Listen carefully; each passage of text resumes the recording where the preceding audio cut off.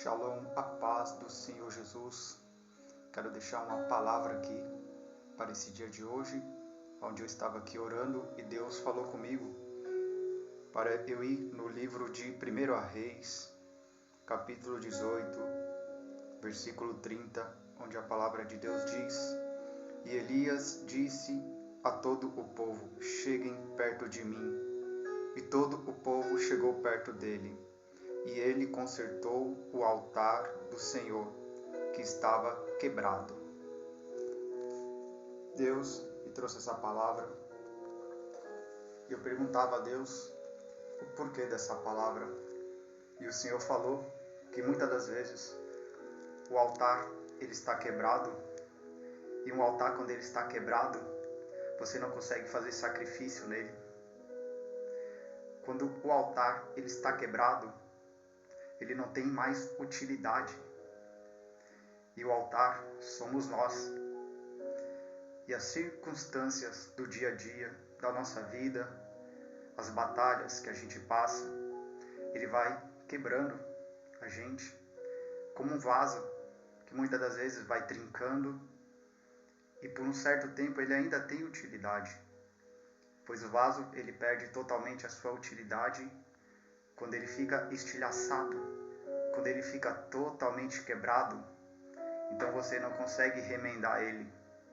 Então nesse momento, somente Deus, que é o oleiro das nossas vidas, ele tem o poder para pegar cada caco, cada pedaço da nossa vida, a qual o inimigo, ele furiosamente, ele vem e destrói a gente sem a gente nem perceber.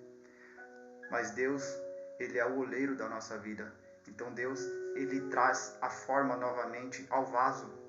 Mas isso só acontece quando a gente se humilha aos pés do Senhor Jesus. Porque em 1 Reis, preste atenção,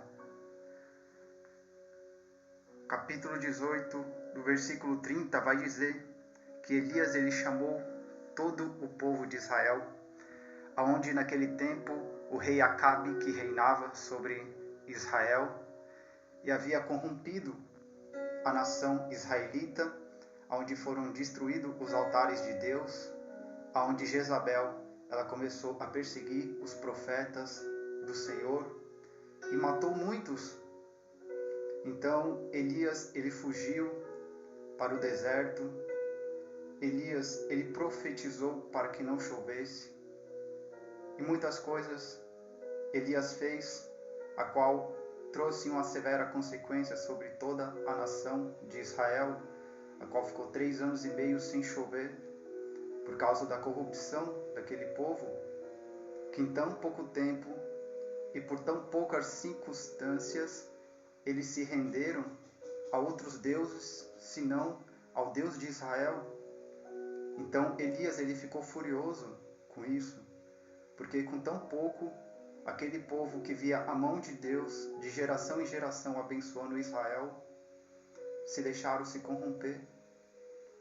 E quantas das vezes o povo de Deus faz isso, vê os milagres de Deus, vê a mão de Deus trabalhando as nossas vidas, e de repente se prostra a uma situação, se prostra aos espíritos malignos que usam pessoas, porque o diabo sempre usará de pessoas contra nossas vidas,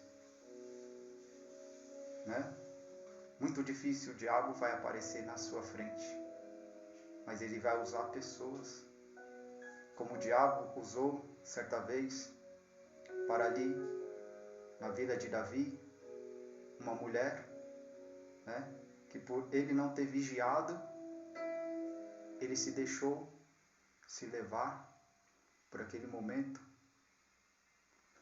Mas que a gente não se deixe levar pelo momento, mas que o momento que a gente vem estar vivendo nunca vai definir aquilo que a gente realmente é com Deus, porque só Deus conhece o nosso coração.